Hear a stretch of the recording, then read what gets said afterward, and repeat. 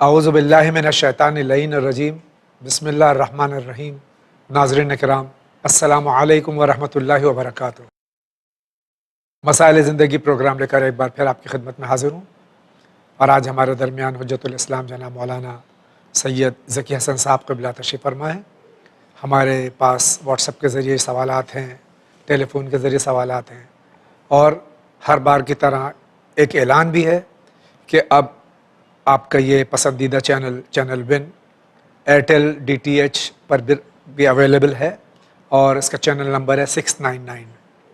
Airtel DTH پہ 699 اس کا channel number ہے۔ بہت سے سوالات ہمارے پاس ایسے آئے ہیں کہ جن کا ذکر میں ابھی ہی کر دوں کہ انہوں نے شکایت کی کہ ان کے علاقے میں ابھی تک چینل ون دکھائی نہیں دے رہا ہے، کچھ ٹیکنیکل وجوہات کی بنیاد پر یا وہاں کے کیبل آپریٹرز کی بنیاد پر۔ تو وہ حضرات ایئرٹیل حاصل کر سکتے ہیں۔ ایئرٹیل اگر لے لیں گے تو DTH پہ یہ 699 پہ یہ آپ کو چینل ون نظر آئے گا انشاءاللہ، اور یہ آپ ضرور لیجئے، کیونکہ یقیناً آج یہ ہندوستان کا واحد سیٹلائٹ اسلامک چینل ہے، اور بہت ہی مؤثر انداز میں الحمدللہ آپ کی دعاؤں سے اور محمد اور آل محمد علیہ الصلاۃ والسلام کی برکات سے یہ چینل کام کر رہا ہے۔ تو یہ اعلان تھا جو بہت ضروری تھا، اور انشاءاللہ جن لوگوں تک اب تک یہ چینل نہیں پہنچ پا رہا ہے ان تک بھی اطلاع دے دیجئے کہ ایئرٹیل کے ذریعے وہ اس کو حاصل کر سکتے ہیں۔ آئیے اسی کے ساتھ میں ہم آغا کا خیر مقدم کرتے ہیں۔ آغا السلام علیکم ورحمۃ اللہ وبرکاتہ۔ وعلیکم السلام ورحمۃ اللہ مزاج وبرکاتہ۔ بخیر آغا۔ شکر پروردگار۔ آغا ایام اذاں ہے، اور جیسا کہ ہمارا طریقہ ہے کہ ہم اس میں کچھ لمحات جو ہیں وہ ذکر اہل بیت، خصوصاً سید الشہداء امام حسین علیہ الصلاۃ والسلام اور ان کے رفقا اور اسرائے کربلا کا ذکر کرتے ہیں، تو میں آپ سے درخواست کروں۔ ظاہر ہے کہ یہ تاریخیں اہل بیت اطہار کے لیے بڑی غمناک تاریخیں ہیں، اس لیے کہ واقعات کربلا کا خاتمہ میدان کربلا ہی میں نہیں ہوا، بلکہ یہ سلسلہ کوفے اور شام تک جاری رہا، اور یہ وہ تاریخیں ہیں کہ جو کوفے اور شام کے درمیان جو مصائب اہل بیت اطہار پہ ڈھائے گئے، یہ ان مصائب کے تذکرے کے ایام ہیں۔ حقیقت یہ ہے کہ جتنا اہل بیت اطہار پر ظلم ڈھایا گیا، دنیا میں کسی پر بھی اتنا ظلم نہیں ڈھایا گیا، جبکہ پروردگار عالم نے بھی اور رسالت مآب نے بھی اہل بیت اطہار کی عظمت کو بھی واضح کیا تھا اور ان کی محبت کو بھی ضروری قرار دیا تھا۔ اس کے باوجود اس امت نے اہل بیت اطہار پہ ظلم ڈھائے، اور ادھر سے اگر آپ دیکھیے تو اہل بیت اطہار نے اتنے مظالم سہنے کے باوجود کبھی ایسا نہیں ہوا کہ امت پیغمبر پہ لعنت بھیجی ہو یا ان پر کسی قسم سے عذاب کی تمنا کی ہو پروردگار سے، یعنی وسعت قلبی اہل بیت اطہار کی اتنی زیادہ ہے۔ ہمیں اہل بیت اطہار کے نقش قدم پہ چلتے ہوئے اس بات کو ضرور مد نظر رکھنا چاہیے کہ یہ اہل بیت اطہار وسیع القلب شخصیتیں تھیں، اور انہوں نے ہمیشہ دوسروں کو اپنے سینے سے لگانے کی کوشش کی ہے۔ لہٰذا وہ افراد کے جنہوں نے ظلم ڈھایا اور اس ظلم پر موت تک باقی رہے، وہ تو یقیناً اس لائق ہے کہ ان سے اظہار بیزاری کی جائے، اور ذرہ برابر بھی ان کے سلسلے میں کوئی نرم پہلو نہیں ہونا چاہیے۔ لیکن اس کے ساتھ ساتھ وہ افراد کے جن تک ابھی اسلام کا حقیقی پیغام نہیں پہنچا ہے، ان تک پیغام پہنچانے کا بہترین ذریعہ اہل بیت اطہار کا ذکر بھی ہے اور اہل بیت اطہار کے مصائب بھی ہیں۔ میں دیکھ رہا تھا دنیا کی ساری قوموں میں اگر آپ مشترک چیزیں اور مشترک شخصیتیں تلاش کیجئے تو شاید آپ کو مشکل درپیش ہو اگر آقا امام حسین کے علاوہ کسی شخصیت کو آپ ڈھونڈنا چاہیں، سوا ان کے پدر بزرگوار کے یا ان کے امیر المومنین صلوات اللہ وسلم علیہ، اس خاندان کے علاوہ اور آپ کسی خاندان کو تلاش کرنا چاہیے، اور ان میں بھی بالخصوص سرکار سید الشہداء، یہ وہ شخصیت ہیں کہ جن کو دنیا کی ہر قوم قبول کرتی ہے اور ہر قوم خراج عقیدت پیش کرتی ہے۔ جسے بھی بلندی چاہیے اس کو آقا حسین کے قدموں میں آ کر یہ بلندی مل سکتی ہے، اور یہ کام دنیا کے سارے افراد کر رہے ہیں۔ بس ایک جملہ کہہ کے میں بات مکمل کر دوں کہ دنیا میں سارے افراد انقلاب لے کر آتے ہیں، لیکن ہندوستان کے اس انقلاب کو کہ جو انگریزوں سے رہائی کی شکل میں تھا، اس کا امتیاز ہی یہی ہے کہ اس انقلاب کو برپا کرنے والے گاندھی جی نے یہ بات کہی تھی کہ میں امام حسین کے نقش قدم پہ چل رہا ہوں. یعنی ہندوستان کی آزادی اگر مل رہی ہے تو امام حسین کے نقش قدم کی بنا پر. ہمیں اس لیے بھی آقا حسین سے محبت ہے کہ ہمیں اپنی سرزمین کی آزادی سے محبت ہے، اس لیے کہ اس سرزمین کو انگریزوں سے نجات مل رہی ہے. آئیے اسی چونکہ ان کا یہ مشن ہے اہل بیت علیہ الصلوۃ والسلام کا، اور جس کے لیے چینل ون مسلسل تگودو کر رہا ہے، اور یہ پروگرام خاص طور سے جو سوال و جواب کا ہے یہ بھی مذہب اہل بیت علیہ الصلوۃ والسلام کی ترقی و ترویج کے لیے ہے. ہم دیکھتے ہیں پہلا سوال کس شہر سے. السلام علیکم. وعلیکم السلام. آپ سے دوست فاطمہ بول رہی لکھنؤ سے. ہم کو یہ بتائیے کہ 9 اور 10 کو روزہ رکھنا چاہیے کہ نہیں رکھنا چاہیے؟ زیادہ تر کتابوں میں چھٹے امام کا قول لکھا ہوتا ہے کہ 9 اور 10 کو روزہ نہیں رکھنا چاہیے اور 10 کو عاشورہ کے دن بنا روزے کا فاقہ کرنا چاہیے. لیکن لوگ روزہ رکھتے ہیں تو 9 اور 10 کو روزہ رکھنا ٹھیک ہے یا نہیں؟ خدا حافظ. یہ پہلا ہی سوال لکھنؤ سے ہماری بہن کا ہے کہ محرم کے 9 اور 10 کو روزہ رکھنا کیسا ہے؟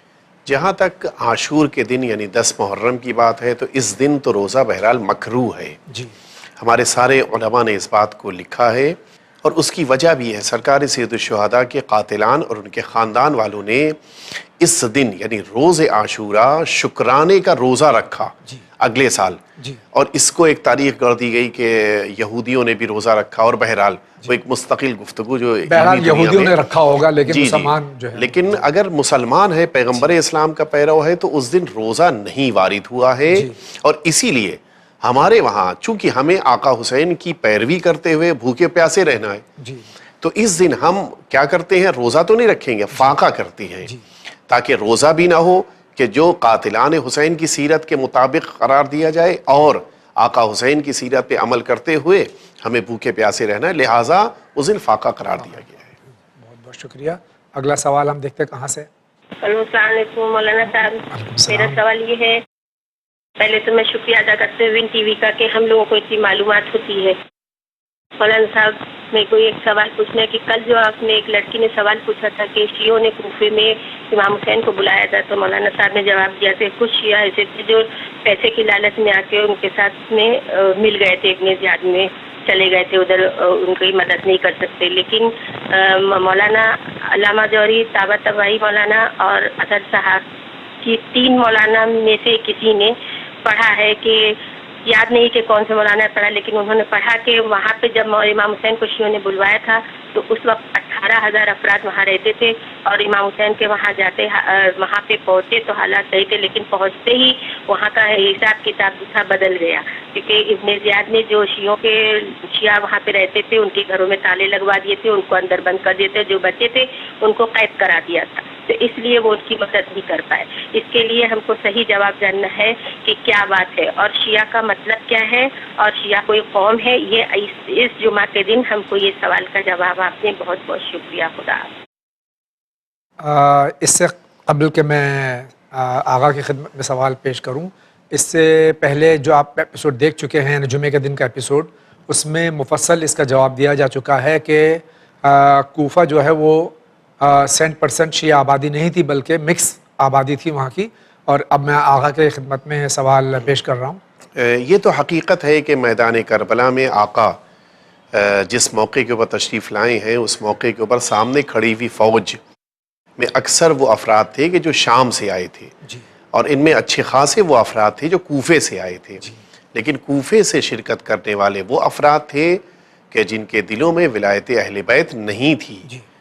شاید ممکن ہے کہ 1-2% ایسے افراد جو دنیا طلب ہیں، شاید ایسے لوگ مل جائیں، لیکن ظاہر ہے کہ اسلام حقیقی اسلام کو تلاش کرتا ہے، دولت والا اسلام اہمیت نہیں رکھتا ہے. سرکار سید الشہداء کو یہ صحیح ہے کہ کوفے سے خطوط لکھے گئے تھے اور دعوت ملی تھی، لیکن یہ افراد کہ جو آقا کو بلا رہے تھے ان میں سب شیعہ نہیں تھے.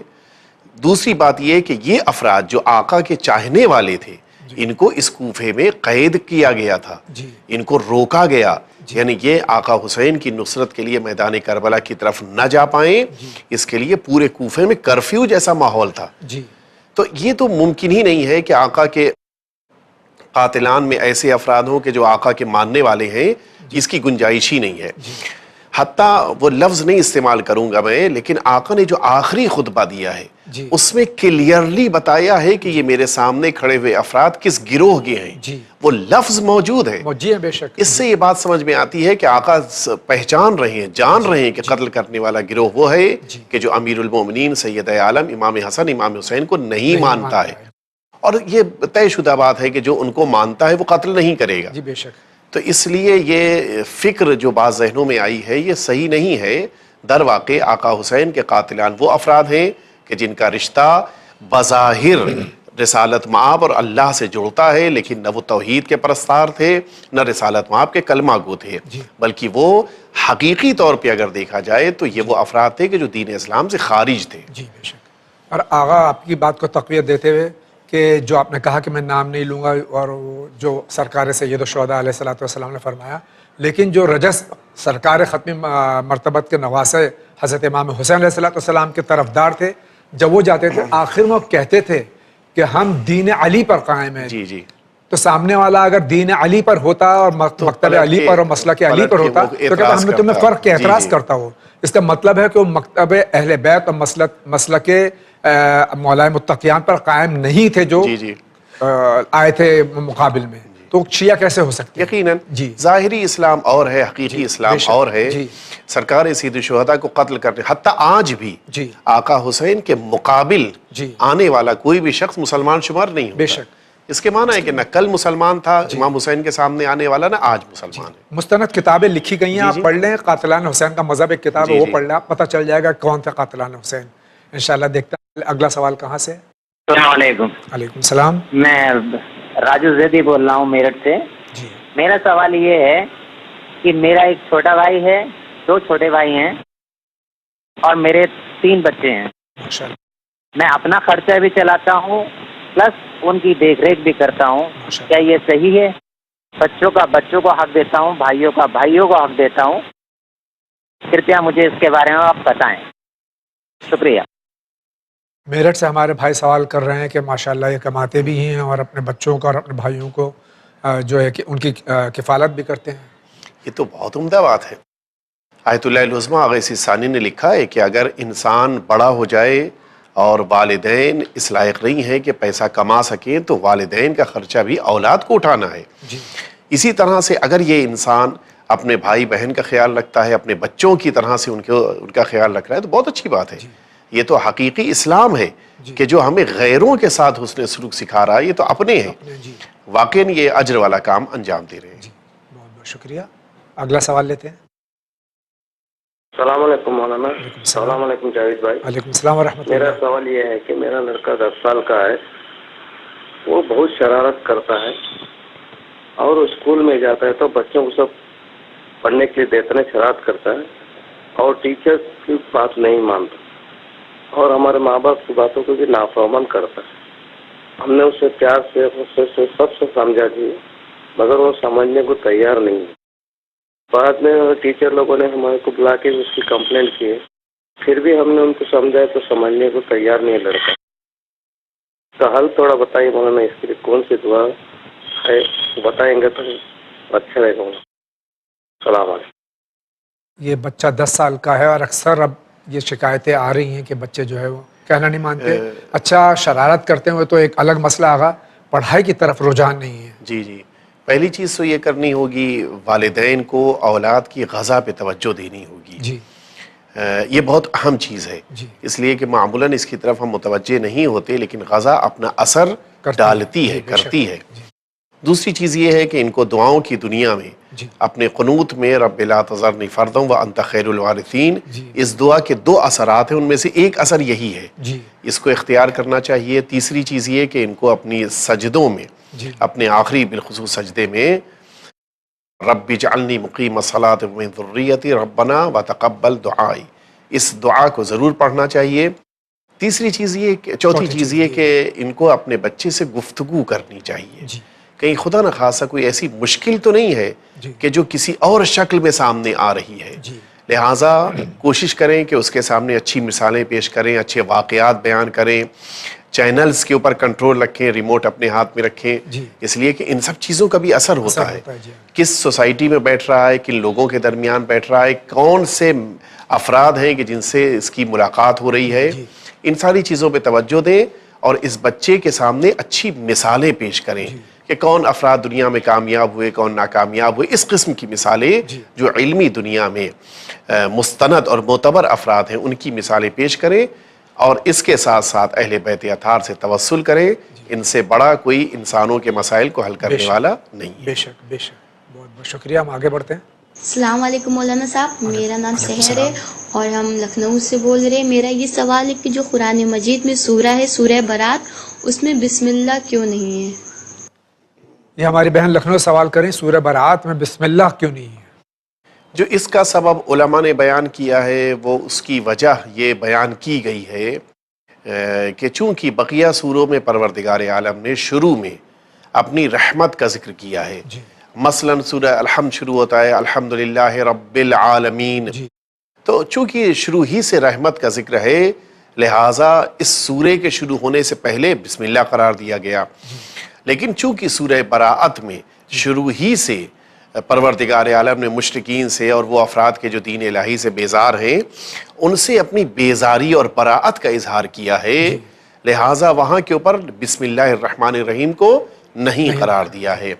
یہ ایک وہ سبب ہے کہ جس کو علماء نے بیان کیا ہے, لیکن حقیقی ریزن اور سبب وہ اللہ جانتا ہے جس نے قرآن مجید میں بقیہ جگہوں پہ بسم اللہ قرار دیا ہے, یہاں پہ قرار نہیں دیا ہے. بہت بہت شکریہ. اگلا سوال ہم دیکھتے ہیں کہاں سے. السلام علیکم. السلام. جی میں لکھنؤ سے بول رہا ہوں, افسر حسین. میرا سوال یہ ہے کہ یہ 9 محرم میں امام بارگاہ کے آگے قرآن شریف کھول کے رکھا جاتا ہے, تو اس کی کیا وجہ ہے؟ کیا مطلب کیوں کھول کے رکھا جاتا ہے, یہ میں جاننا چاہتا ہوں. یہ لکھنؤ سے سوال ہے. اس کا سبب جو بیان کیا جاتا ہے وہ سبب یہ ہے کہ یہ آقا حسین کی یادگار قائم کرنے کے لیے ہے کہ شب عاشور سے لے کر صبح عاشور تک آقا نے اپنے خیمے میں جو وقت گزارا ہے وہ دعاؤں, عبادتوں اور نمازوں اور قرآن خوانی میں گزارا ہے, تلاوت قرآن مجید میں. تو یہ قرآن مجید جو کھول کے قرار دیا جاتا ہے اس کا ایک سبب یہ قرار دیا گیا کہ اس سے آقا حسین کی یادگار تازہ ہوتی ہے کہ یہ وہ شب ہے کہ جس شب میں اول شب سے لے کر صبح تک تلاوت کلام الہی کی آوازیں آتی رہیں, لہٰذا آقا کو یاد کرنے کے لیے قرآن مجید کو کھول کے رکھا جاتا ہے. بس ہمارا کام بھی یہ ہونا چاہیے کہ عزاداری کے ساتھ ساتھ تلاوت بھی کرتے رہیں. جی یقیناً آقا حسین قرآن مجید سے جدا نہیں ہے, اور قرآن مجید آقا حسین سے جدا نہیں ہے. نوکے نظر پہ سر تھا اس کے باوجود تلاوت فرمائی. لہٰذا جب امام حسین جدا نہیں ہے تو کوئی حسینی بھی قرآن سے جدا نہیں ہو سکتا ہے. بہت بہت شکریہ. Next question please. السلام علیکم, میں یاور بول رہا ہوں الہ آباد.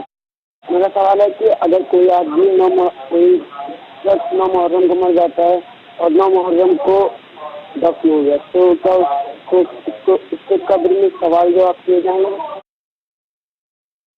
کوئی مومن اگر 9 محرم کو یا شب عاشور یا یوم عاشور مر جائے, اس دن دفن کر دیا جائے, تو کیا اس کے سوال جواب ہوگا؟ شب جمعہ اور بروز جمعہ کے لیے روایت وارد ہوئی ہے, اور جہاں تک روز عاشورہ کی بات ہے تو اس روایت کی بنا پر کہ جو شب جمعہ اور جمعے کی روایت ہے اس سے یہ استفادہ کیا جاتا ہے کہ اس کے معنی ہے کہ دفن کے موقع کے اوپر دن کا اثر ہوتا ہے.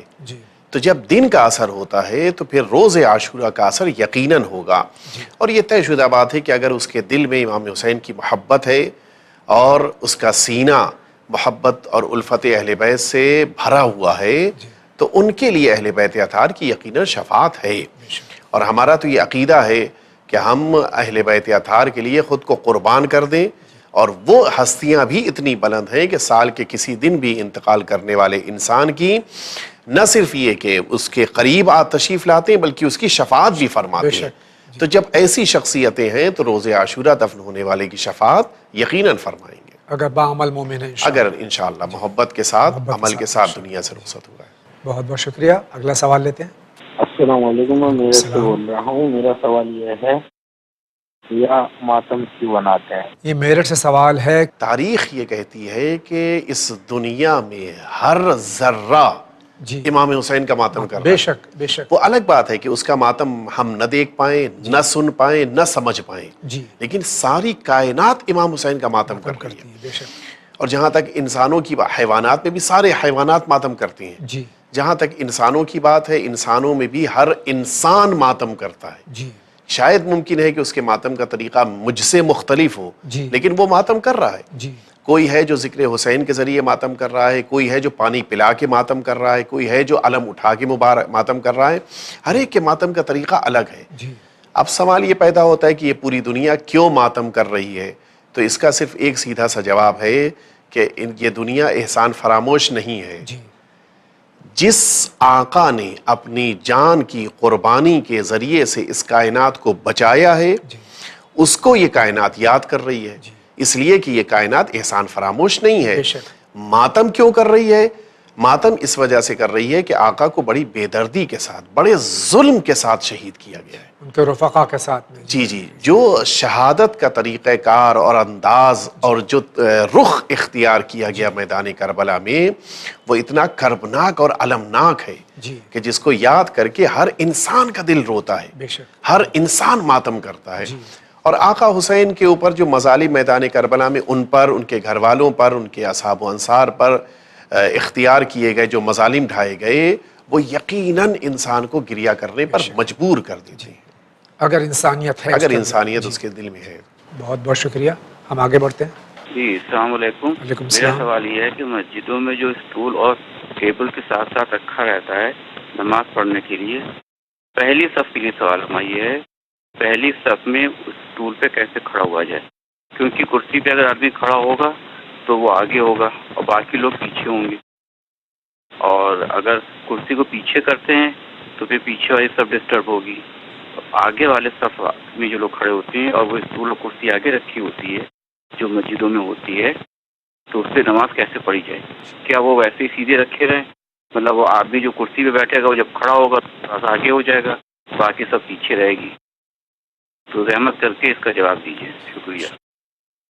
آغا مساجد میں آج کل ہر تیسرا آدمی جو ہے وہ کمر کے درد سے، اسپونڈلائٹس سے یا اسپونڈلائسس سے یا سلپ ڈسک سے یا کمر کی بیماریوں سے یا گھٹنے کی بیماری سے، تو وہ کرسیاں رکھی جاتی ہیں. جی پروردگار عالم ان تمام مؤمنین کو شفا عنایت فرمائے اور ان سب کو اتنی طاقت دیے کہ نماز کو مکمل طور پہ کھڑے ہو کے بجا لا سکیں. یہ برادران کے جو مجبور ہیں، میں لفظ مجبور اس لیے استعمال کر رہا ہوں کہ بہت سے لوگ صرف بڑی عمر کے ہو جانے کی بنا پہ سوچتے ہیں کہ اب ہمیں کرسی پہ بیٹھنا چاہیے. نہیں، ایسا نہیں ہے. ان کو نماز جب تک اور جس مقدار میں کھڑے ہو کے پڑھنے کی طاقت ہے اس مقدار میں انہیں پڑھنا ہے. شاید ممکن ہے کہ اللہ اکبر کہنے ہی کی صرف طاقت ہو تو اللہ اکبر کہہ کے تب بیٹھنا ہے ان کو. ایسا نہیں ہے کہ پھر شروع ہی سے بیٹھنا ہے ان کو. جہاں تک صف کے اتصال کا سوال ہے تو ان برادران کو جن کو کرسی پہ بیٹھ کے نماز پڑھنی ہے، ان کی ذمہ داری ہے کہ یہ آخر صف میں شامل ہوں. یعنی ان کی کرسی آخر میں قرار پائے، بیچ میں نہ ہو یا اگلی صف میں نہ ہو، ابتدا میں بالکل نہ ہو. اور دوسری چیز یہ ہے کہ ان کو اس بات کا خیال رکھنا. اچھا دیکھیے، یہ جو صفوں میں شانے سے شانہ ملا کے کھڑے ہونے کی شرط ہے، یہ مستحب ہے، واجب نہیں ہے. اگر ذرا سا کوئی آگے ہو گیا یا ذرا سا کوئی ایک قدم تھوڑا سا پیچھے ہو گیا ہے تو اس سے اتنا بڑا اثر نہیں، مستحب کے خلاف ہے. اسی طرح سے یہ برادران کہ جن کی مجبوری ہے کہ کرسی ان کو خود بخود کچھ آگے لے آ کے ان کے قدم کھڑا رکھ دیتی ہے، اس کی بنا پہ جماعت پہ اثر نہیں پڑتا ہے. عرف کی نگاہ میں، لوگوں کی نگاہ میں یہ کہا جائے گا کہ یہ ایک جماعت، یہ ایک صف ہے، یہ اتنا کافی ہے. جی بہت بہت شکریہ. Next call please. السلام علیکم. وعلیکم السلام. جی ہمیں یہ بتائیے کہ ہم محرم کے علاوہ کالے کپڑے یا کالے جوتے کیوں نہیں پہن سکتے ہیں؟ ایسی کیا وجہ ہے کہ ہم کالے کپڑے یا کالے جوتے کیوں نہیں پہن سکتے ہیں؟ غم سید شہداء امام حسین علیہ الصلوۃ والسلام میں ایام عزا میں ہم کالا لباس زیب تن کرتے ہیں، اس کے علاوہ جو مکروہ قرار دیا گیا اہل بیت اطہار کے غم کے علاوہ، وہ چاہے 21 ماہ مبارک رمضان ہو یا سید عالم کے مصائب کی تاریخیں ہوں، ان سارے ایام جو اہل بیت اطہار کے غم کی تاریخیں ہیں، ان کے علاوہ بقیہ دنوں میں ہمارے لیے مکروہ ہے کہ سیاہ لباس پہن کے نماز پڑھیں. تو کراہت جو ہے وہ نماز پڑھنے سے متعلق ہے، بقیہ نہیں ہے. اچھا، دوسری چیز یہ ہے کہ اس کی وجہ ہے چونکہ اس دور میں بنی عباس نے اپنا لباس سیاہ قرار دیا تھا، تو چونکہ اس زمانے کے ظالم ترین افراد اپنے لباس کو سیاہ قرار دے رہے ہیں، لہٰذا اہل بیت کے چاہنے والوں نے اس کو ترک کیا تھا اور اس زمانے میں اس کو منع قرار دیا گیا تھا. بعد کے زمانے میں اسی لیے اگر اہل بیت اطہار کے غم میں ہے تو کراہت نہیں ہے، لیکن اگر اہل بیت اطہار کے غم میں نہیں ہے تو چونکہ ظالموں سے شباہت پیدا ہو رہی، لہٰذا منع کیا گیا، مکروہ قرار دیا گیا. بہت بہت شکریہ. اسی کے ساتھ میں آگا کچھ واٹس ایپ کے ذریعے سوالات لے لیتے ہیں. مولانا صاحب السلام علیکم. وعلیکم السلام. میں شجاع کانپور سے بول رہا ہوں. میرا سوال یہ ہے کہ لوگ گھر میں کسی کی میت کے بعد گھر کیوں پتواتے ہیں، یعنی چونا وغیرہ، رنگ وغیرہ، پینٹ وغیرہ لگواتے ہیں، ایسا کیوں ہے؟ دیکھیں، یہ تو علاقائی رسم ہے اور اس کے لیے ضروری نہیں ہے کہ بہت زیادہ کوئی شرعی اس کے لیے صورتحال پیدا ہو جائے، لیکن شاید ممکن ہے کہ اس کی کوئی خاص وجہ ہو اس علاقے کے رہنے والوں کے ذہن میں، لیکن شرعی طور کے اوپر اس کی کوئی حیثیت نہیں. بہت بہت شکریہ. السلام علیکم. علیکم السلام. یہ میرٹھ کے رہنے والے ہیں. اوقات شرعی میرٹھ کے لیے کیسے پتہ کریں؟ دیکھیں، اوقات شرعی اگر ان کو دریافت کرنا ہے تو ایک تو اس کا بہترین طریقہ یہی ہے کہ وہ جو معتبر ذرائع ان کے پاس ہیں، مثلا ہر شہر میں کوئی نہ کوئی ایک سینٹر ہوتا ہے کہ جہاں پہ معلوم کیا جا سکتا ہے کہ سورج کب نکل رہا ہے، سورج کب غروب ہونے والا ہے، نصف النہار یعنی دوپہر کا وقت کب ہونے والا ہے، یہ ڈیٹیل میں آپ کو وہاں مل سکتا ہے. اس کے علاوہ دوسرا طریقہ کار یہ ہے کہ بعض جو اداروں سے کیلنڈرز چھپتے ہیں اس میں معمولاً کسی خاص شہر یا اس کے قریب ترین شہر کے بارے میں ڈیٹیل ضرور ہوتی ہے کہ جن سے آپ دریافت کر سکتے ہیں کہ لیکن ان ساری چیزوں پہ بھروسہ ہے تب انسان اس کے مطابق عمل کرے گا، اور اس میں بھی ایک آدھ منٹ کی احتیاط کرے. مثلا نماز صبح ہے تو 2-1 منٹ رک جائے، نماز مغربین ہے تو 2-1 منٹ بعد اختیار کرے، اور ادھر سے بھی اگر سحری کا مسئلہ ہے تو سحری 2-3 منٹ پہلے، 5 منٹ 10 منٹ پہلے چھوڑ دے، اور افطاری کی بات ہے تو 1-2 منٹ بعد افطاری کرے تاکہ یقین ہو جائے کہ وقت آ چکا تھا تب میں نے اپنا عمل انجام دیا ہے. بہت بہت شکریہ. السلام علیکم. علیکم السلام. فاطمہ النساء ان کا نام ہے. سوال یہ ہے کہ ہماری دعا کیوں قبول نہیں ہوتی حالانکہ جب ہم نماز پڑھتے ہیں اور اعمال بجا لاتے ہیں؟ کیا ہمارے گناہ کی وجہ سے یا امتحان خدا ہے؟ دیکھیے، پہلی بات تو یہ طے کر لی جائے کہ دعا کے قبول ہونے کے کیا معنی ہیں. میں اگر آپ سے کہوں کہ جاوید بھائی آپ ایک گلاس پانی دے دیجئے تو اس کے 2 معنی ہیں. ایک معنی یہ ہے کہ آپ مجھے پانی دے دیں، ایک معنی یہ ہے کہ میری بات آپ تک پہنچ جائے. ہمارے وہاں جو دعاؤں کے قبول ہونے کا کانسیپٹ ہے وہ مانگی گئی چیز کا مل جانا نہیں ہے، بلکہ میری کہی ہوئی بات اور میری آواز کا اللہ کی بارگاہ تک پہنچ جانا ہے. یہ اصل معیار ہے. معصومین کی اگر دعاؤں کو دیکھا جائے تو معصومین نے جو ہمیں تعلیم فرمایا ہے ہم کو مانگنے کے لیے کہا گیا ہے. ایسا نہیں ہے کہ ہر مانگی ہوئی چیز ہمیشہ مل ہی جائے. ہم لوگ کبھی کبھی سوچتے ہیں کہ ادھر زبان سے بات نکلی اور اگلے دن بات پوری ہو گئی تو دعا قبول ہو گئی، نہیں پوری ہوئی تو دعا قبول نہیں ہوئی. جب ایسا نہیں ہے، اللہ کی بارگاہ تک میری آواز پہنچ گئی، یہی سب سے بڑا شرف ہے. اس سے بڑا کیا شرف ہے کہ اس پروردگار نے میری آواز کو اپنی بارگاہ تک پہنچنے کا موقع دیا، قبول کر لیا. اس لیے دعاؤں کے بارے میں یہ کانسیپٹ ذرا سا چینج کرنے کی ضرورت ہے کہ دعا کا قبول ہونا یعنی مال کا مل جانا، یعنی اس چیز کا جو مانگا گیا تھا، جو چیز مانگی گئی تھی وہ مل جائے، ایسا نہیں ہے. دوسری چیز یہ ہم کو توجہ رکھنی ہے کہ کبھی کبھی چیز کا ملنا یہ مصلحت ہوتی ہے، کبھی نہ ملنا مصلحت ہوتی ہے. ایک بچہ اگر 12 سال کا اپنے ڈیڈی سے کہے کہ مجھے بائک خریدنی ہے تو بائک تو باپ دلا سکتا ہے لیکن نہیں دلائے گا. کیوں؟ اس لیے کہ مصلحت ہے کہ نہ دلائی جائے، ورنہ اس کی جان کو خطرہ ہے. پیسہ ہے، مارکیٹ میں مال موجود ہے، بائک موجود ہے، سب کچھ ہے، لیکن نہیں دلا رہا ہے. یعنی یہ باپ کی اپنی اولاد سے محبت ہے کہ جو بائک خریدنے نہیں دے رہی ہے. اسی طرح سے اللہ کبھی کبھی جس چیز کو میں اپنے لیے اچھا سمجھ رہا ہوں، اللہ دیکھ رہا ہے کہ وہ میرے لیے نقصان دہ ہے، لہٰذا کبھی اگر دے رہا ہے تو یہ بھی محبت کی دلیل ہے، نہیں دے رہا ہے تو یہ بھی اللہ کی محبت ہے. لیکن آقا اس میں ہو سکتا ہے کہ تفسیر اس میں یہاں سمجھنے میں گڑبڑ ہو رہی ہے ہم لوگوں کی، کہ جہاں یہ ذکر ہے کہ ادونی استجب لکم. جی پروردگار عالم ہمیں جو حکم دے رہا ہے کہ میں تو کہہ رہا ہوں کہ مجھے پکارو، میں تمہاری بات پہ لبیک استجیب لکم جواب دوں گا. جواب دینے تو جواب دینے سے یہ مراد نہیں ہے کہ تم نے جو چیز مانگی ہو تمہیں عطا کر دی جائے گی. ورنہ اس دنیا میں خود جناب نوح نے اپنی قوم کے لیے اپنے پروردگار سے بد دعا کی. ایک نبی کی بد دعا کو قبول ہونے میں، یعنی ہم اپنی زبان میں اگر کہیں تو قبول ہونے میں کتنا ٹائم لگنا چاہیے؟ وہ تو بس 1 گھنٹے کے اندر ساری بات ختم ہو جانی چاہیے. لیکن اللہ نے بات قبول کر لی، عذاب آنے میں مدتیں گزر گئیں. اس کے بیج بو، پیڑ اگاؤ، درخت کاٹو. اس کے معنی کیا ہو؟ اس کے معنی یہ ہوئے کہ پروردگار نے بات کو نبی کی قبول کیا، اس کو ٹھکرایا نہیں ہے، لیکن اس بات کے مطابق عمل کیا جائے، اس میں وقت لگے گا، اس میں ٹائم لگے گا. تو لہٰذا ہمیں بھی یہ سوچنا چاہیے. ہم لوگ سرکار سید الشہداء بھی 40 کے ایام قریب آ رہے ہیں، انشاءاللہ خدا سب کو زیارت کی توفیق دے.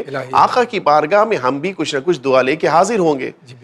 واپس آئے نہیں، اس اپنے ہندوستان کی سرزمین پہ قدم رکھا نہیں کہ امید ہے کہ بات پوری ہو چکی ہو. نہیں، ان کی جو ہمارے سلسلے میں مصلحتیں ہیں وہ ان کے مد نظر ہیں، اس کے مطابق ہماری دعائیں قبول ہونے کے بعد عمل پیرا ہوتی ہیں. یہ ایک الگ مسئلہ ہے، ایک الگ مرحلہ ہے. بہت بہت شکریہ. سوشل نیٹ ورکنگ کے ذریعے نماز کا مذاق اڑانے والوں کو تاکید کریں کہ نماز کوئی ہنسی اڑانے والی چیز نہیں ہے. یہ اشرف حسینی اڑیشہ برہام پور سے سوال کر رہے ہیں. دیکھیں، اللہ نے قرآن مجید میں یہ بات کہی ہے کہ وَمَن يُعَظِّمْ شَعَائِرَ اللَّهِ فَإِنَّهَا مِن تَقْوَى الْقُلُوبِ. اللہ کی نشانیوں کی عزت کرنا یہ دلوں کے تقوی کی نشانی ہے. تو نماز اللہ کی نشانی ہے، نماز اللہ کی علامت ہے، اللہ یاد آتا ہے. اگر اس کا مذاق اڑا رہے ہیں تو کس کا مذاق اڑایا جا رہا ہے؟ اس کے معنی ہے کہ انسان پہچان نہیں پا رہا ہے کہ اپنے خالق کا مذاق اڑا رہا ہے، اپنے کریٹر کا. اس سے بڑی کوئی توہین، اس سے بڑی کوئی جسارت نہیں ہو سکتی. لہٰذا وہ برادران کہ جو نماز کا مذاق اڑاتے ہیں، روزے کا مذاق اڑاتے ہیں، یا ادھر پیغمبر اسلام کا مذاق اڑاتے ہیں، یا قرآن مجید کا، یا حتیٰ اہل بیت اطہار کی شان میں کوئی ایک جملہ بھی کہہ، یا عزاداری کا مذاق اڑاتے ہیں، یا عزاداری جو اللہ کی نشانی ہے اس کا مذاق اڑا رہے ہیں، تو انہیں اللہ کے عذاب کے لیے تیار رہنا چاہیے. اس لیے کہ یہ مسئلہ کسی انسان کا نہیں ہے، یہ مسئلہ اللہ کا ہے. آپ اللہ سے ٹکرا رہے ہیں. سب سے ٹکرا کے انسان جیت سکتا ہے، اللہ سے ٹکرا کے نہیں جیت سکتا. بے شک. بہت بہت شکریہ. السلام علیکم. وعلیکم السلام. اگر زندگی میں عمدن روزے قضا ہوئے ہوں اور انسان میں نہ قضا کی طاقت ہے نہ مسکینوں کو کھلانے کی، اس صورتحال میں انسان کیا کرے؟ ابو الحسن موسوی کشمیر سے سوال کر رہی ہے. جی دیکھیے، جو آیت اللہ العظمیٰ آغا سیسانی نے لکھا ہے، وہ آغا نے جملہ لکھا ہے کہ میں مسئلہ نمبر پڑھ کے سنا دیتا ہوں. 1669. یہ توضیح المسائل کے اندر مجھے خوشی ہوتی ہے، آپ اکثر تاکید کرتے ہیں کہ برادران کو اپنے پاس توضیح المسائل ضرور رکھنی چاہیے. دیکھیے، آیت اللہ العظمیٰ آغا سیسانی نے لکھا ہے کہ ماہ رمضان المبارک کا روزہ توڑنے کے کفارے کے طور پر ضروری ہے کہ انسان ایک غلام آزاد کرے، یا ان احکام کے مطابق جو آئندہ مسئلے میں بیان کیے جائیں گے 2 مہینے روزے رکھے، جس میں وہ کنٹینیو روزے رکھنے کی بات ہے، یا 60 فقیروں کو پیٹ بھر کر کھانا کھلائے. سیکنڈ. تھرڈ، یا ہر فقیر کو 1 مد یعنی تقریباً 3/4 کلو طعام یعنی گندم یا جو یا روٹی وغیرہ دے، 750 گرام. اس کے بعد اب یہ مسئلہ کہ جو اس برادر نے پوچھا ہے کہ اور اگر یہ افعال انجام دینا اس کے لیے ممکن نہ ہو، پاسبل ہی نہیں ہے، روزہ بھی نہیں رکھ سکتا، طاقت نہیں ہے، کھانا کھلانے کے لیے پیسہ نہیں ہے، تو فرمایا تو بقدر امکان صدقہ دینا ضروری ہے. اس کے بعد اور اگر یہ بھی ممکن نہ ہو تو توبہ اور استغفار کرے. لیکن ان 2 صورتوں میں احتیاط واجب یہ ہے کہ جس وقت کفارہ دینے کے قابل ہو جائے کفارہ دینا ہوگا. اللہ اکبر، اللہ اکبر. آئیے آگے بڑھتے ہیں. نافلہ نماز کیا ہوتی ہے اور کیسے پڑھی جاتی ہے؟ نجف علی لکھنؤ سے سوال کر رہے ہیں. نافلہ نمازیں نماز صبح کی طرح سے 2 رکعت کر کے پڑھی جائیں گی. نیت پر توجہ دینی ہے کہ کون سی نماز پڑھنی ہے. لیکن بعض نافلہ نمازیں ہیں کہ جن کا خاص طریقہ ہے. جیسے مثال کے طور کے اوپر مغرب اور عشاء کی نماز کے درمیان نماز غفیلہ، اس کا اپنا طریقہ ہے. تو اگر کوئی خاص طریقہ نہیں ہے تو نافلہ نمازوں کو نماز صبح کی طرح سے 2 رکعت پڑھنا ہے. نیت وہی ہوگی کہ نافلہ پڑھ رہا ہوں قربۃ للہ. السلام علیکم.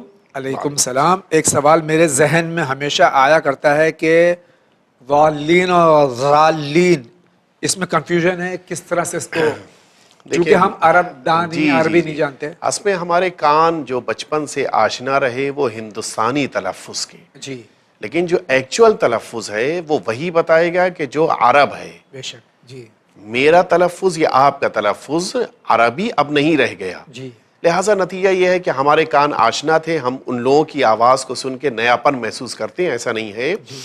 جو ایکچول پروننسیشن ہے وہ وہی ہے کہ جو اس وقت جو خاص عرب ہیں وہ اس کو اختیار کر رہے ہیں. آپ کے لیے بہترین طریقہ ہے کسی اچھے اور معتبر قاری کی کیسٹ لے لیجئے، CD لے لیجئے، اس کو سن لیجئے اور اس کے مطابق نماز پڑھیے.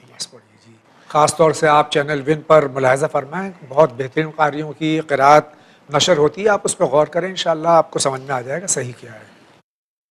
السلام علیکم. وعلیکم السلام. گجرات میں رہتا ہوں، وہاں مسلمان کا کوئی ہوٹل نہیں ہے، تو کیا میں نجس کھانا کھا سکتا ہوں؟ اگر مارکیٹ میں صرف اور صرف کھانے کے لیے یہی چیز رہ جائے جو نجس ہے تو الگ بات ہے.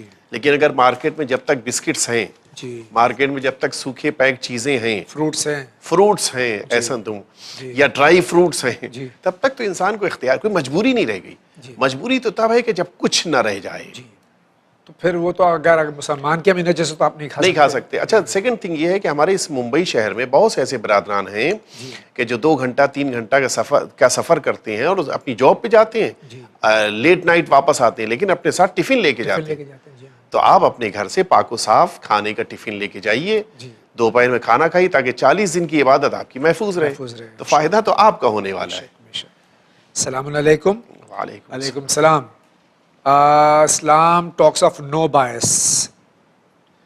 Then why this is necessary to wear white turban? یعنی یہ کہتے ہیں اسلام میں تفریق نہیں ہے تو غیر سید کو کالا امامہ پہننے کی اجازت کیوں نہیں؟ نہیں، ایسا نہیں ہے. یہ تفریق کا مسئلہ، یہ جو ڈریس کوڈ یا یونیفارم کی جہاں تک بات ہے، اس کی بنا پہ ایسا نہیں کہہ سکتے کہ کسی کے ساتھ زیادتی ہوئی ہے. بلکہ میں اصل آپ کی خدمت میں عرض کروں کہ رسالت مآب نے اپنی حیات طیبہ میں جس امامے کو استعمال فرمایا ہے وہ سفید ہے.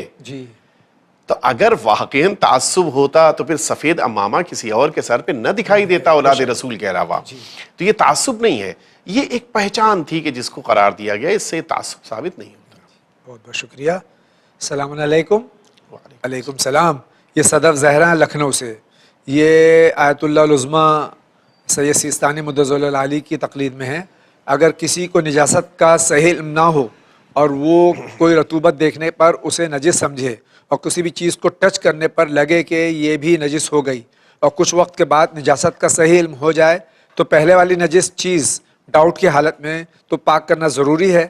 پلیز میری مشکل کو آسان کر دیجئے. اللہ آپ کے توفیقات میں نجاست کے سرایت کرنے کے بارے میں اگر یقین ہے، مجھے پتہ نہیں تھا لیکن نجاست سرایت کر گئی، اس کا یقین بعد میں بھی اگر پیدا ہوا ہے تو اس چیز کو حتی الامکان پاک کرنا پڑے گا. بہت بہت شکریہ. ناظرین کرام، اسی کے ساتھ میں ہم جا رہے ہیں ایک بہت چھوٹے سے بریک پہ، لیکن آپ کہیں نہیں جائیے اور آپ یقین جانیے کہ ہم بھی اس بریک کے دوران کہیں نہیں جا رہے ہیں بلکہ آپس میں اور کچھ سوالات ڈسکس کریں گے. انشاءاللہ عالم دین میں بیٹھے ہوئے ہیں، ان سے مستفیض ہوں گے. آپ کہیں نہیں جائیے، بہت جلد حاضر ہوتے ہیں. بسم اللہ الرحمن الرحیم.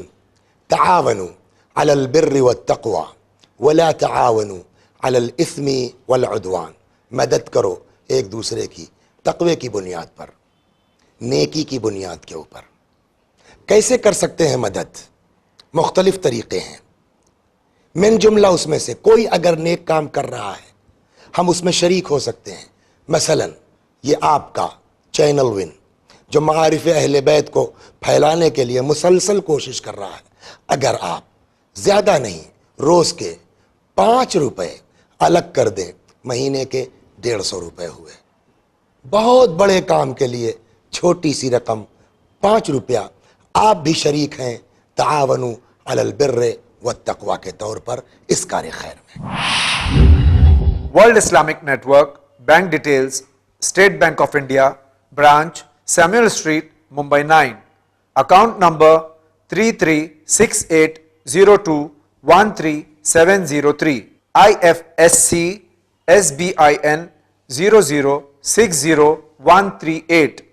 ICICI bank, branch Bhat Bazar, Mumbai 9.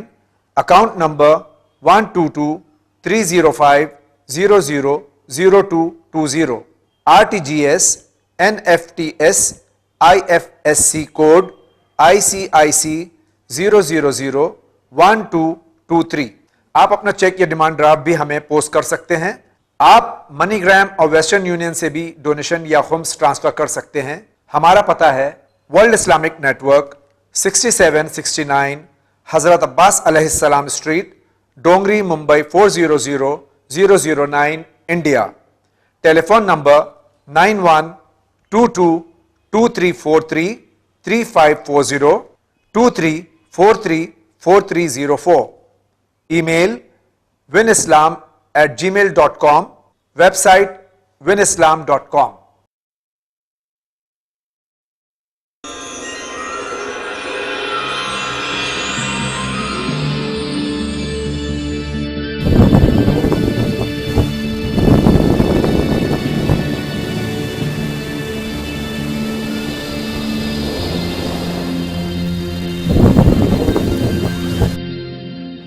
Break کے بعد پھر ایک بار آپ کی خدمت میں حاضر ہیں اور مسلسل سوالات آغا حجت الاسلام جناب مولانا سید ذکی حسن صاحب کے خدمت میں پیش کیے جا رہے ہیں. دیکھتے ہیں یہ سوال کہاں سے ہے.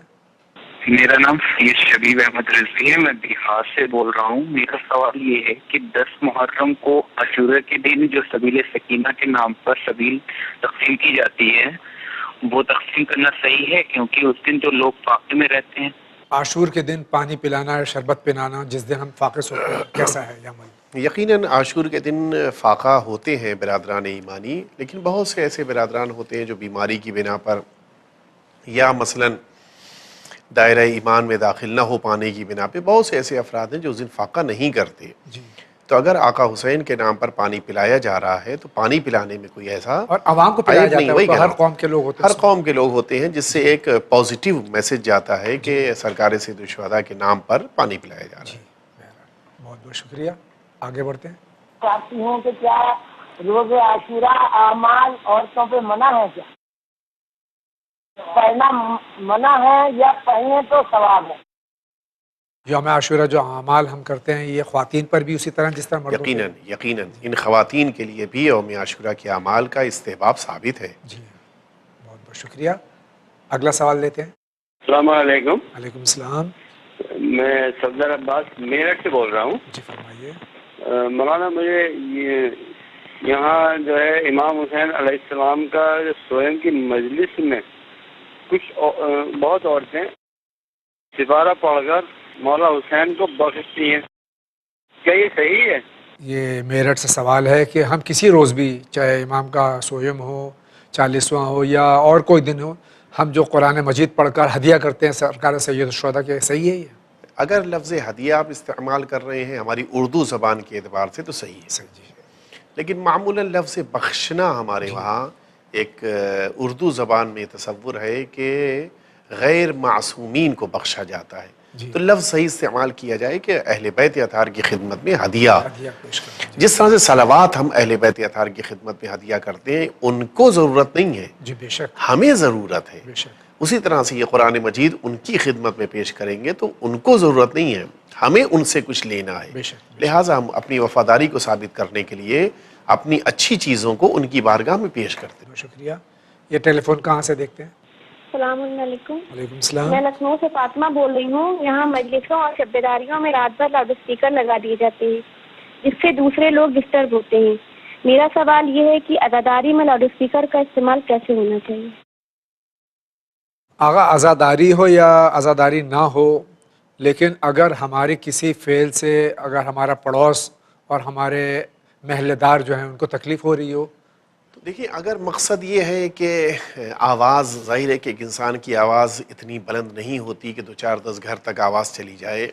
اگر مقصد یہ ہے کہ اس علاقے میں، چونکہ جیسا سوال لکھنؤ شہر سے ہے اور لکھنؤ میں آبادیاں بٹی ہوئی ہیں، تو اگر مقصد یہ ہے کہ جن گھروں تک آواز نہیں جا پا رہی ان تک آواز پہنچائی جائے تو یہ مقصد ٹھیک ہے. لیکن اگر خدا نخواستہ جیسا آپ نے کہا کہ مقصد یا اس کے علاوہ کوئی بھی عمل ایسا ہے کہ جس کی بنا پر تکلیف پہنچ رہی ہے دوسروں کو، تو ظاہر ہے کہ اسلام ضرر رسانی کو پسند نہیں کرتا. آغا ایک بات بتائیے، آپ کا قطع کلام ہو رہا ہے کہ شب داری تو ایک مخصوص جگہ ہو رہی ہے، تو یہ کیا ہم کو گھروں تک کیوں ہے کہ آواز لاؤڈ اسپیکر کے ذریعے پہنچائیں؟ اگر مقصد کیا ہے، اگر مقصد یہ ہے کہ جن گھروں تک آواز نہیں جا پا رہی ہے وہاں بھی مومنین سن رہے ہیں تو وہ آ کے سن لیں یہاں پر شب داری میں، اپنے گھروں بیٹھ کے سننا کیا ضروری ہے؟ لیکن اگر یہ مقصد نہیں ہے تو پھر احتیاط کرنی چاہیے، اس لیے کہ امام حسین کا جو مشن ہے، جو مقصد ہے، اس میں سب سے بڑی چیز یہی ہے کہ میں تکلیفیں اٹھا لوں لیکن دوسروں کو تکلیف نہیں ہونی چاہیے. اور آقا حسین نے واقعی طور کے اوپر یہ پیغام دیا ہے. جی بے شک. ورنہ اگر چاہتے تو میدان کربلا کا رنگ ہی تبدیل ہو جاتا اگر آقا اپنے اختیارات کو استعمال فرماتے. تو بہرحال ہمیں اس بات کی کوشش کرنی چاہیے کہ ہمارے کسی عمل، زندگی کا کوئی بھی عمل ہو، کوئی بھی عمل ایسا، حتیٰ مرے وہاں ہے کہ راستے میں لوگ جہاں سے گزرنے وہاں پہ نماز پڑھنا مکروہ ہے. کیوں نماز پڑھنا مکروہ ہے؟ اس بنا پر کہ یہ اللہ کی عبادت تو ہے لیکن تمہاری نماز لوگوں کے راستے میں رکاوٹ بن رہی ہے، راہ گزر ہے.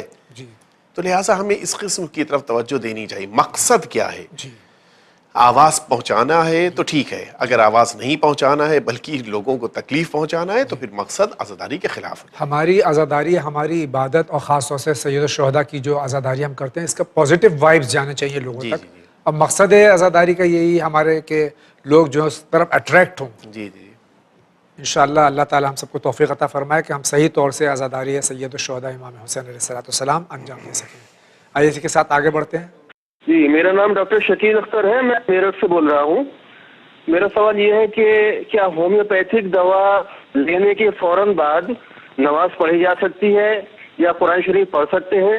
کیونکہ ہومیوپیتھک دوا میں الکوہل کی تعداد زیادہ ہوتی ہے، تو کیا 2-3 بوند زبان پر ڈال کر میڈیسن کو اس کے فوراً بعد نماز پڑھ سکتے ہیں یا قرآن پڑھ سکتے ہیں؟ السلام علیکم. وعلیکم السلام. یہ ہمارے بھائی ڈاکٹر صاحب میرٹھ سے سوال کر رہے ہیں کہ ہومیوپیتھک دواؤں میں ان کے مطابق جس میں الکوہل ہوتا ہے اس کو کھانے کے فوراً بعد کیا نماز وغیرہ ہم پڑھ سکتے ہیں؟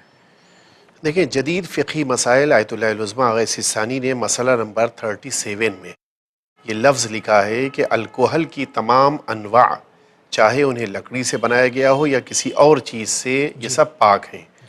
بنا برین وہ تمام دوائیاں، عطر اور مأکولات جن میں الکوہل شامل ہے پاک ہیں، اور ان کی نجاست کے حوالے سے کسی تعمل کے بغیر آپ ان کو استعمال کر سکتے ہیں. اور اگر ان میں الکوہل کی مقدار بہت کم، مثلاً 2% ہے، تو انہیں کھایا بھی جا سکتا ہے. تو کوئی مشکل نہیں ہے، چونکہ بہرحال دوا ہے، اس کے استعمال میں کوئی مشکل نہیں ہے. بہت بہت شکریہ. دیکھتے ہیں اگلا سوال کہاں سے اور کس شہر سے. السلام علیکم، میرا نام علی ہے اور میں بامبے سے بات کر رہا ہوں. میرا یہ سوال ہے کہ اجر رسالت میں اب ہم کو ولایت کیسا پہچانا جائے گا؟ اس زمانے میں ہم ولایت کیسا پہچانے کہ کون حق پہ ہے، کون باطل کے ساتھ دے رہا ہے؟ یہ ہمارے بھائی علی جو ہیں ممبئی سے فون کر رہے ہیں. یہ اجر رسالت کے سلسلے میں جو قرآن میں ذکر ہے اجر رسالت کا، تو اس زمانے میں کیسے ہم پہچانے کہ حق کہاں ہے باطل کہاں ہے؟ یہ تو بہت آسان ہے، بظاہر آج کے دور میں تو اور زیادہ آسان ہے، اس لیے کہ ادھر قرآن مجید نے یہ حکم دیا کہ قُلْ لَا أَسْأَلُكُمْ عَلَيْهِ أَجْرًا إِلَّا الْمَوَدَّةَ فِي الْقُرْبَى. اور ادھر اگر آپ دیکھیے تو رسالت میں ہم نے فرمایا کہ میں تمہارے درمیان 2 چیزیں چھوڑ کر جا رہا ہوں، ایک قرآن مجید اور ایک میرے اہل بیت، کہ جو متفقہ روایت ہے. تو اس سے یہ بات سمجھ میں آتی ہے کہ ہمیں اگر دامن اہل بیت سے وابستہ ہونا ہے تو قرآن ساتھ میں ہونا چاہیے، قرآن مجید کو ساتھ میں لینا ہے تو دامن اہل بیت سے وابستہ ہونا، یہ دونوں ساتھ میں. تو آج کے زمانے میں اگر ہمیں ولایت اور اہل بیت اطہار یا حق کو پہچاننا ہے تو یہ دیکھنے کی ضرورت ہے کہ کہاں پر قرآن اور اہل بیت اطہار دونوں کی حکومت ہے. اگر صرف قرآن کی حکومت ہے تو پھر وہ یقیناً ناکامیاب ہے، اور اگر صرف وہ دعویٰ کر رہا ہے کہ اہل بیت اطہار سے ہم اٹیچ ہیں تو یہ ناکافی ہے، بلکہ ایک ہاتھ میں قرآن مجید اور دوسرے ہاتھ میں اہل بیت اطہار کا دامن ہوگا تو وہی انسان کامیاب ہوگا. بے شک بے شک. بہت بہت شکریہ. اگلا سوال لیتے ہیں. السلام علیکم، میرا نام سید امتیاز ہے، میں ممبئی سے بول رہا ہوں. میرا سوال یہ ہے کہ بزرگان دین کی درگاہوں پہ جانا شیعہ اسلام میں جائز ہے یا نہیں؟ اس کا پلیز جواب دیجیے.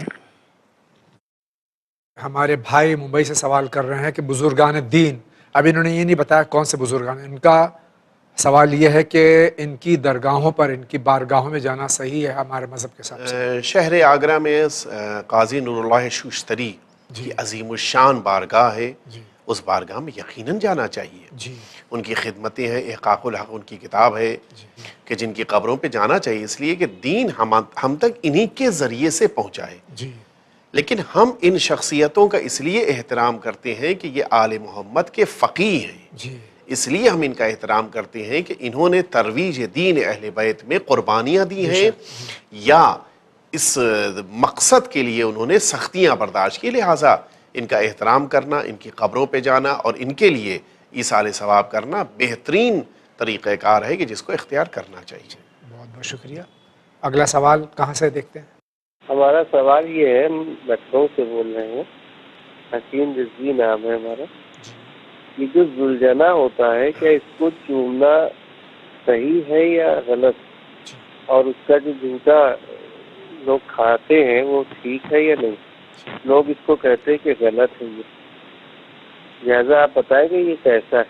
یہ شہر لکھنؤ سے دو سوالات ہیں بھائی کے. ایک تو شبیہ زلجنا جو حضرت امام حسین علیہ السلام کی سواری تھی، اس کی جو شبیہ بنائی جاتی ہے اس کو ہم چومتے ہیں احترام کے ساتھ میں، اس کا چومنا کیسا ہے؟ دیکھیں، اگر آپ اس شے کو جس کو چومنے جا رہے ہیں اس کو دیکھیں گے تو پھر ہر چیز پر اعتراض ہوگا. خانہ کعبہ بھی پتھر کا بنا ہے، حجر اسود بھی پتھر ہی، حجر اسود بھی پتھر ہے. تو اس چیز کو نہیں دیکھیے، اس نسبت کو دیکھیے کہ جس کی بنا پر اس کا احترام ہو رہا ہے. سرکار سید الشہداء کے حرم مطہر میں جو دروازے ہیں وہ لکڑی کے ہیں، لیکن وہ ہمارے سر پر رکھنے والی چیزوں سے بھی کہیں زیادہ بلند و بالا ہیں. کیوں؟ اس لیے کہ ان کی نسبت آقا حسین کے قدموں سے ہے. اس بنا پر اگر وہ چیزیں کہ جو آقا سے، اہل بیت اطہار سے منسوب ہیں، روایت میں وارد ہوا ہے کہ وہ گھوڑا کہ جس گھوڑے پر رسالت مآب نے سواری فرمائی وہ جنت میں جائے گا. کیوں؟ گھوڑے میں تقدس نہیں ہے، اس بنا پر کہ وہ رسالت مآب سے منسوب ہو گیا، اس بنا پر. تو اسی طرح سے وہ چیزیں جو اہل بیت اطہار یا اللہ کی ذات سے منسوب ہو جاتی ہیں ان میں ایک احترام پیدا ہو جاتا ہے.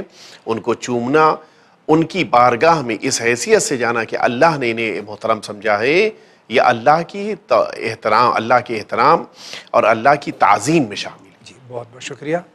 اگلا سوال ہم دیکھتے ہیں کہاں سے. السلام علیکم، میں انڈیا مظفر نگر سے، یو پی مظفر نگر سے. سرکار علی یہ بتائیے گا، روز عاشوراء کربلا میں داخل ہونے کے بعد ہم اپنا فاقہ کس ٹائم تک کھول سکتے ہیں؟ یوم عاشوراء کا کربلا معلی میں انشاءاللہ موجود ہوں تو ہم فاقہ کس وقت؟ فاقے سے مراد ہی یہی ہے کہ ان کو مغرب کی نماز سے پہلے اس انداز میں کچھ کھا پی لینا ہے تاکہ فاقہ شمار ہو، روزہ شمار نہ ہو. تب ظاہر ہے کہ ان کو اختیار ہے کہ ظہر کے وقت، عصر کے وقت، مغرب کے قریب کسی موقع کے اوپر بھی اپنا فاقہ شکنی کر سکتے ہیں. بہت بہت شکریہ. آگے بڑھتے ہیں. جناب السلام علیکم. جناب میرا سوال یہ ہے کہ جیسے نہانے کے بعد آدمی سے پیشاب کرنے کیا اور اس نے پیشاب کرنے کا پانی بھی لے لیا، اگر بائی چانس اس کا ایک آدھ بوند اگر پانی لینے پر نکل جاتی ہے یا رہ جاتی ہے تو کیا وہ نجیس ہے؟ وہ میرے سوالات خالی اتنا سا خالی. اگر کوئی آدمی پیشاب کرنے گیا، اس نے پانی لے لیا پیشاب کرنے کے بعد، اس کے بعد ہلکی سی بوند رہ جاتی ہے تو کیا وہ نجیس کہلائے گی یا صحیح اپنے معنی میں رہے گا. وہی سوال ہے میرا بس. اگر پیشاب کرنے کے بعد میں استبرا نہیں کیا اور کوئی بوند خارج ہوئی تو وہ جی توضیح مسائل میں مسئلہ نمبر 73 جا کر یہ برادر سے گزارش کروں گا کہ اس کا تفصیل سے مطالعہ کر لیں. اگر استبرا کیا ہے تو یہ رطوبت پاک ہے. استبرا نہیں کیا ہے تو پھر رطوبت آپ کی نجس شمار کی جائے گی. بہت بہت شکریہ. استبرا کو بھی اچھی طرح سمجھ لیں کہ کیا ہے. جی استبرا کیا ہے. بہت بہت شکریہ. ہم آگے بڑھتے ہیں. ذیشان حسین اتر پردیش اٹاوا. میرا سوال یہ ہے کہ جو میں نے ٹیٹو بنوایا ہے وہ گوشت کے اندر ہے, اس میں غسل اور وضو ہو جائے گا کیا نہیں ہو جائے گا؟ یہ ٹیٹو کے سلسلے میں مسلسل یہ چوتھا ایپیسوڈ ہے, اور اس سے پہلے بھی 25 ایپیسوڈ میں آ چکا سوال. صرف گوشت کے اندر ہے. جی ان کو یہ چیک کر لینا ہے کہ پانی ان کی باڈی سے ٹچ ہو رہا ہے نہیں ہو رہا ہے. نہیں ٹچ ہو رہا ہے تو پھر وضو غسل صحیح نہیں ہے. باڈی تک پانی پہنچ رہا ہے تو بالکل ٹیٹو صحیح ہے. یہ ٹیٹو اور ٹٹو بنانے کی پہلے ہی تو ضرورت ہی کیا یہ, لیکن بہرحال سوال ہے تو اس کے جواب. ہم آگے بڑھتے ہیں اور دیکھتے ہیں واٹس ایپ کے ذریعے جو سوالات ہیں. میرے 2 بیٹے ہیں. السلام علیکم. علیکم السلام. 19 سال اور 20 سال.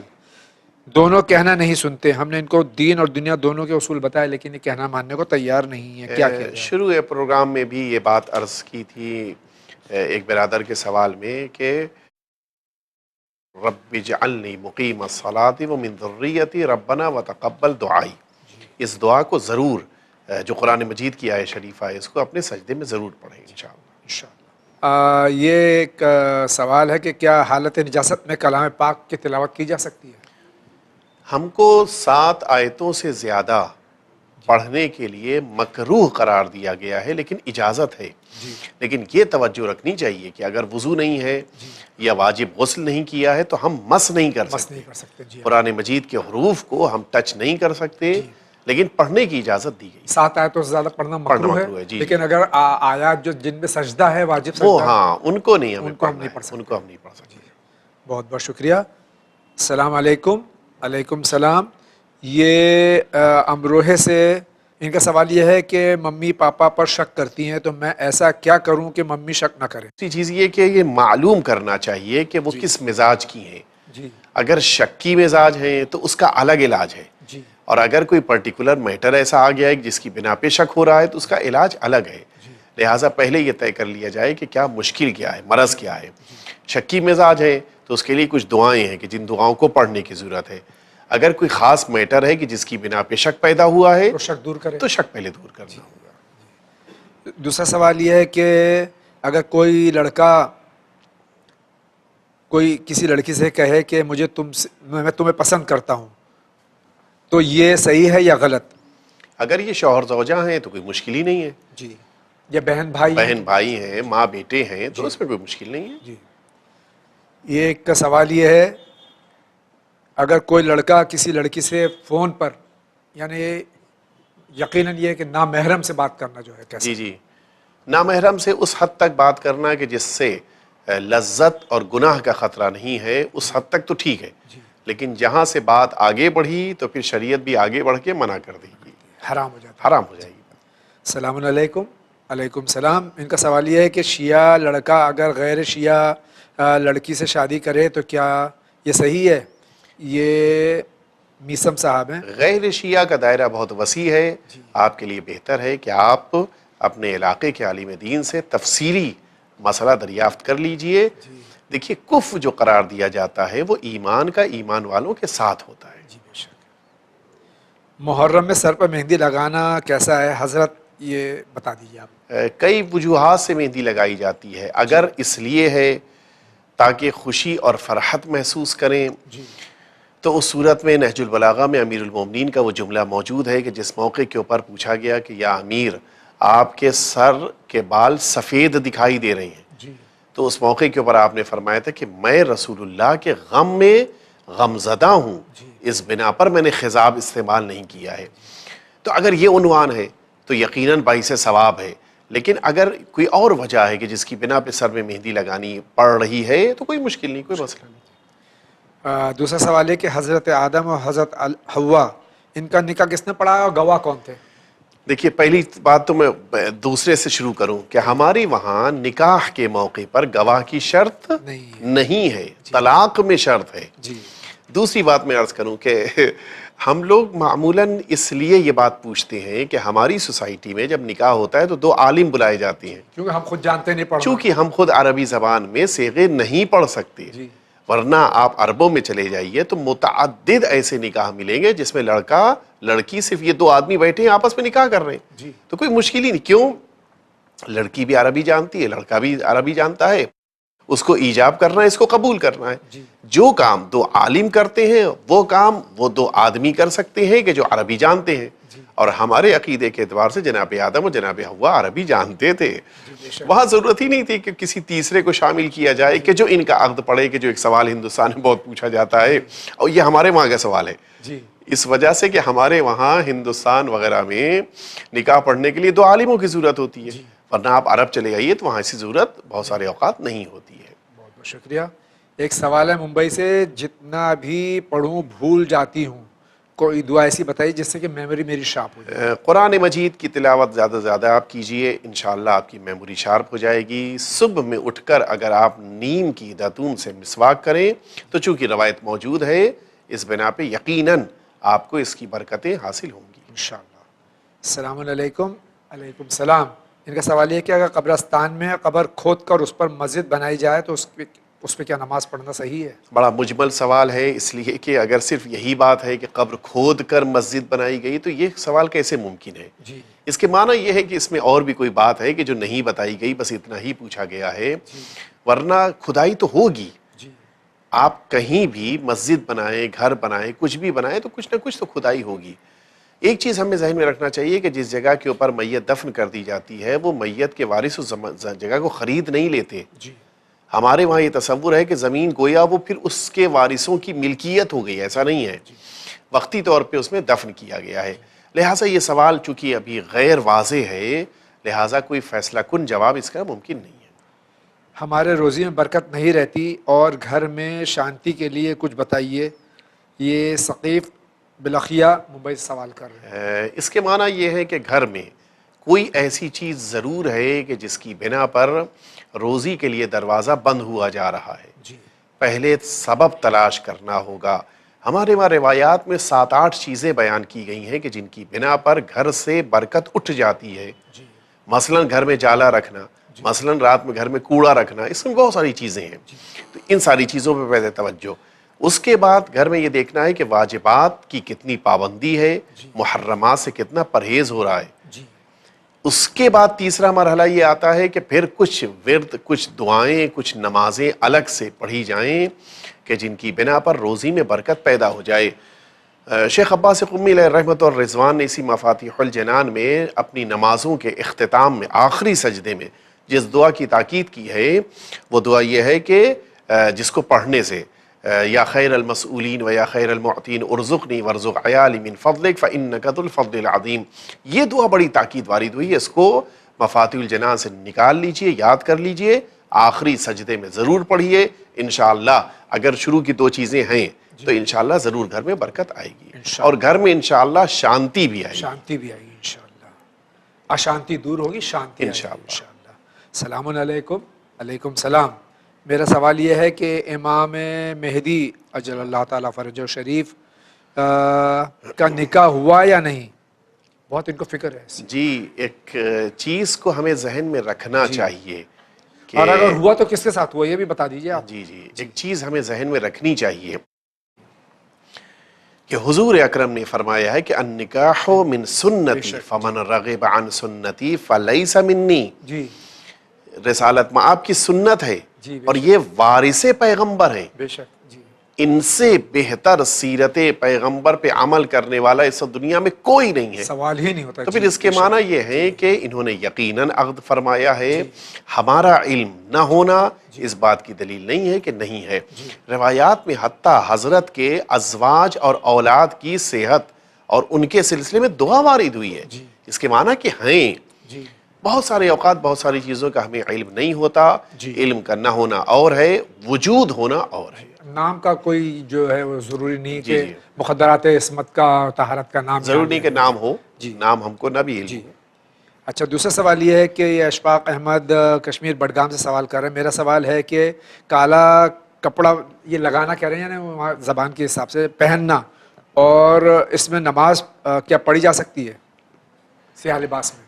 اگر سیاہ لباس میں آپ نماز پڑھ رہے ہیں تو نماز کا ثواب کم ہے, لیکن اگر یہ سیاہ لباس آپ نے اہل بیت اطہار کی عزاداری میں پہنا ہے تو نہ صرف یہ کہ نماز کا ثواب کم نہیں ہے بلکہ نماز کے ثواب میں اضافہ ہو رہا ہے, اس بنا پر کہ آپ نے محبت اہل بیت کا ثبوت دیتے ہوئے اپنے کو اہل بیت کے غم میں غمزدہ کیا ہے.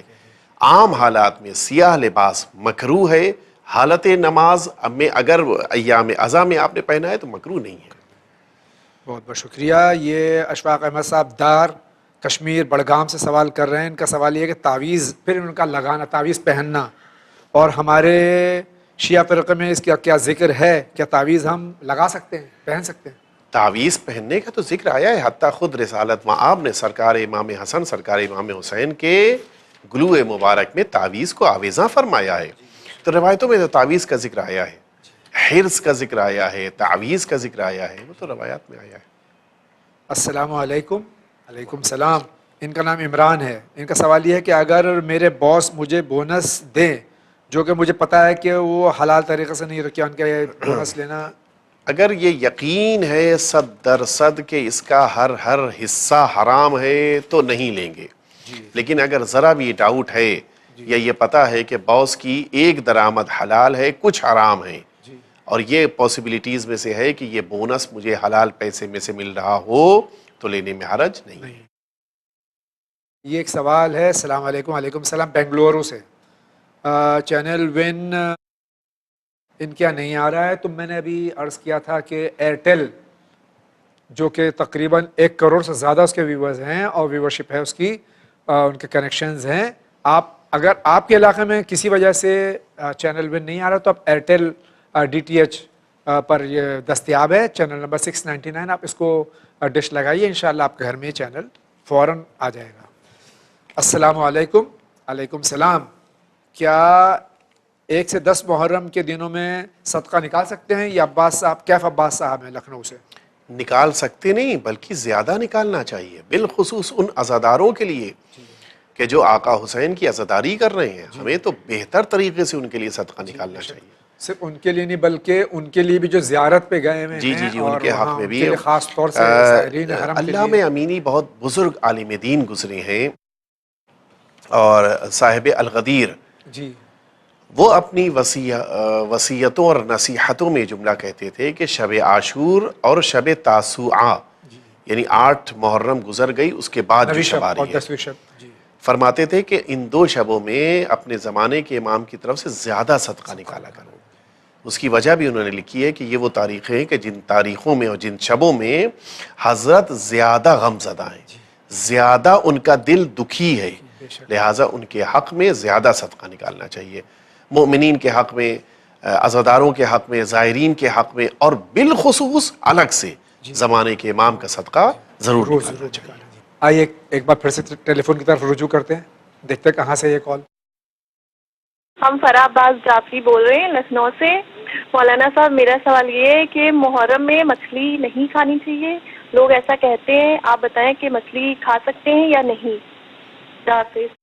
یہ فرح عباس صاحبہ کا پچھلے ایپیسوڈ میں آغا حسنین قراروی نے اس کا جواب دیا تھا کہ اگر کسی علاقے میں کسی چیز کے کھانے یا نہیں کھانے سے اگر جو وہاں یعنی خوشی کا اظہار ہوتا ہے کھانے سے, تو اگر اس کو ترک کیا جائے تو بہتر ہے. آپ کیا فرماتے ہیں؟ معیار یہی ہے کہ ہمیں محرم میں خوش نہیں ہونا ہے, اور اس معیار کے تحت ہر اس کام سے پرہیز کرتا ہے ہر مومن کہ جس سے خوشی کا اظہار ہو.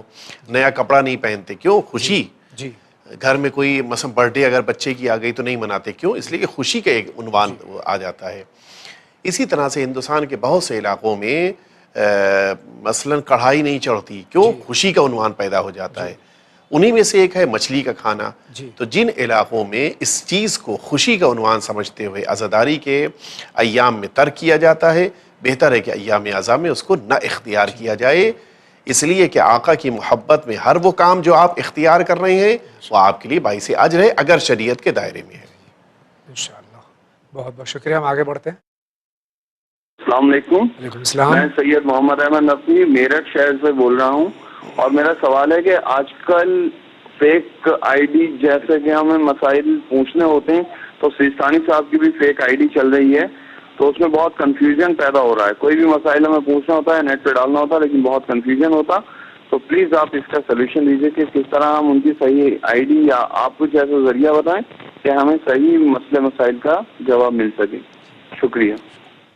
یہ ہمارے بھائی کا سوال ہے کہ مراجع کرام کی جو آئی ڈیز ہیں اس پہ فیک آئی ڈیز بھی چل رہی ہیں۔ دیکھیں، فیک آئی ڈیز پہ کنٹرول کرنا تو کسی انسان کے بس میں نہیں ہے۔ بہتر طریقہ یہ ہے، اچھا ایک چیز اور بھی ذہن میں رکھیں کہ ہم لوگ بہت سے کامن مسائل ہوتے ہیں کہ جن کو پوچھنے کے لیے کوشش کرتے ہیں کہ ان چیزوں کا استعمال کریں۔ بہتر یہ ہے کہ جو مراجع کرام کے وکیل ہیں، مراجع کرام کی توضیح مسائل ہے کہ جس کا اعتبار ہے، یا علماء کرام جو ہمارے علاقے میں موجود ہے، یا خود یہ مسائل زندگی پروگرام ہے، اس طرح سے ان سب چیزوں کا استعمال کریں تاکہ ہم خود سن سکیں۔ ورنہ وہ چیزیں کہ جو آج ہمارے درمیان پائی جاتی ہیں، مثلاً ویب سائٹ کے عنوان سے، اس میں بہت سارے مسائل بعد میں پیدا ہوتے ہیں، اور ایک جی ایک مشکل اور بھی ہوتی ہے کہ بہت سارے اوقات ہم جب سوال لکھ کے بھیجتے ہیں تو مثلاً مسئلہ ہے ایک پیج کا، ہم نے ایک لائن میں لکھ کے بھیج دیا، تو وہ جواب بھی تو آئے گا تو اسی کے مطابق آئے گا، لہٰذا ہمیں اپنے علاقے کے علماء کی طرف رجوع کرنا چاہیے، مستند علماء کرام کے پاس جانا چاہیے۔ مراجع کرام کے الحمدللہ وکیل بھی موجود ہیں، اور ان کی توضیح المسائل اور ان کے رسالے عملیہ بھی موجود ہیں، ان کی طرف رجوع کیجیے آپ۔ بہت بہت شکریہ۔